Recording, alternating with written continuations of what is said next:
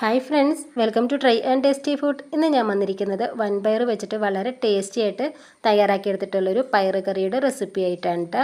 ഇത് തയ്യാറാക്കിയെടുക്കുന്നതിന് വേണ്ടിയിട്ട് ഞാനിപ്പോൾ ഒരു 1/4 കിലോ വൻപയർ നല്ലതുപോലെ കഴുകിയെടുത്തതിന് ശേഷം 1 മണിക്കൂർ കുതിർത്തെടുത്തതാണ്. ഇതിപ്പോൾ ഞാനൊരു കുക്കറിലോട്ടായിട്ടൊന്ന് ഇട്ട് കൊടുത്തിട്ടുണ്ട്. പിന്നെ ചെറിയൊരളവിൽ വെളുത്തുള്ളിയും ഒരു 2 പച്ചമുളക് കട്ട് ചെയ്തും കൂടി ചേർത്ത് കൊടുക്കണം. പിന്നെ ചെറിയൊരു സവാളയൊന്ന് കട്ട് ചെയ്ത് ചേർത്ത് കൊടുക്കാം. പിന്നെ 2 തണ്ട് കറിവേപ്പിലയും കൂടി ചേർത്ത് കൊടുക്കണം.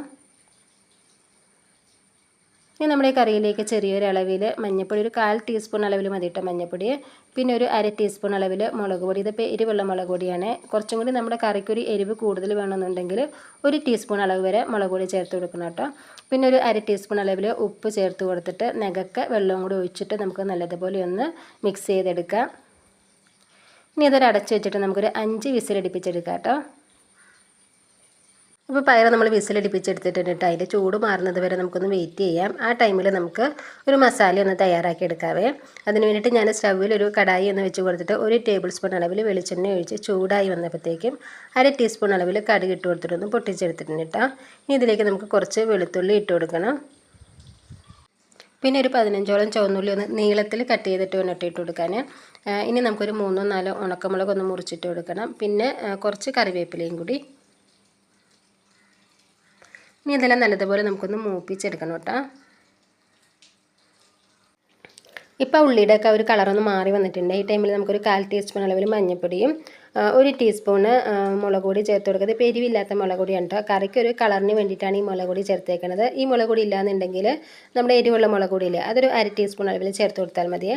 പിന്നെ 1 ടീസ്പൂൺ അളവിൽ മല്ലിപ്പൊടിയും 1/4 ടീസ്പൂണ് ഗരം മസാലയും കൂടി ചേർത്ത് കൊടുത്തിട്ട് ഈ പൊടിയുടെ ഒക്കെ ഒരു പച്ചമണം മാറുന്നത് വരെ നല്ലതുപോലെ നമുക്കൊന്ന് വഴറ്റിയെടുക്കണം.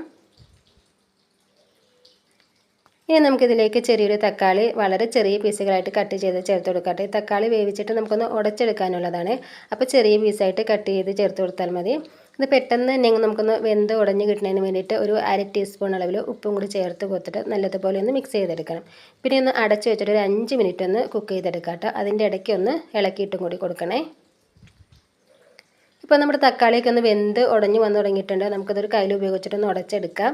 ഇനി ഇതിലേക്ക് നമ്മൾ വേവിച്ച് വെച്ചിരിക്കുന്ന ഒരു പയറും കൂടി ചേർത്ത് കൊടുക്കുക. ആദ്യം നമുക്ക് കുറച്ച് പയർ ചേർത്ത് കൊടുത്തിട്ടൊന്ന് മിക്സ് ചെയ്തെടുക്കാം കേട്ടോ. ഇതേപോലെ നമ്മൾ ചെയ്യാന്നുണ്ടെങ്കിൽ നമ്മൾ താളിക്കുമ്പോഴത്തേക്ക് ഇങ്ങനെ തെറിക്കുകയൊക്കെ ചെയ്യില്ലേ, അത് ഒഴിവാകുന്നതിന് വേണ്ടിയിട്ട് ആദ്യം ഇതേപോലെ കുറച്ച് പയർ നമ്മുടെ കറി എന്താണെന്ന് വെച്ചാൽ ചേർത്ത് കൊടുത്തിട്ടൊന്ന് മിക്സ് ചെയ്തിട്ട് ബാക്കിയുള്ളത് ചേർത്ത് കൊടുത്താൽ മതി കേട്ടോ. ഇനി പയറെല്ലാം നല്ലതുപോലെ നമുക്കൊന്ന് മസാലയായിട്ട് മിക്സ് ചെയ്തെടുത്തിട്ട് ഒരു 5 മിനിറ്റ് ലോ ഫ്ലെയിമിൽ വെച്ചിട്ട് അടച്ച് വെച്ചിട്ടൊന്ന് കുക്ക് ചെയ്തെടുക്കണം കേട്ടോ. എങ്കിലാണ് പയറിൻ്റെ ഉള്ളിലേക്ക് മസാലയൊക്കെ ഒന്ന് പിടിച്ച് കിട്ടത്തുള്ളൂ. അപ്പോൾ നമ്മുടെ പയർ കറി ഇവിടെ റെഡി ആയിരിക്കണേയാണ് കേട്ടോ. ഒരു 5 മിനിറ്റ് ആയപ്പോഴത്തേക്കും ഞാനിതൊന്ന് തുറന്നിട്ടുണ്ട്. ഇതൊന്ന് മിക്സ് ചെയ്തപ്പോഴത്തേക്കും നമ്മുടെ പയർ കറി റെഡി ആയിട്ടുണ്ട് കേട്ടോ. അപ്പോൾ എൻ്റെ വീഡിയോ നിങ്ങൾക്ക് ഇഷ്ടപ്പെട്ടിട്ടുണ്ടെങ്കിൽ ട്രൈ ആൻഡ് ടേസ്റ്റി ഫുഡ് എന്ന ചാനൽ ഒന്ന് സബ്സ്ക്രൈബ് ചെയ്തിട്ടൊന്ന് സപ്പോർട്ടും കൂടി ചെയ്യണേ. അതിൻ്റെ കൂടെ ലൈക്ക് ചെയ്യുകയും ഷെയർ ചെയ്യുകയും നിങ്ങളുടെ അഭിപ്രായങ്ങൾ അറിയിക്കുകയും കൂടി ചെയ്യാം കേട്ടോ. പിന്നെ ഞാൻ ഇതിൻ്റെ മുകളിലായിട്ട് ഇപ്പോൾ ചെറിയൊരളവിൽ ഗരം മസാലയാണ് തൂളി കൊടുത്തിരിക്കുന്നത്.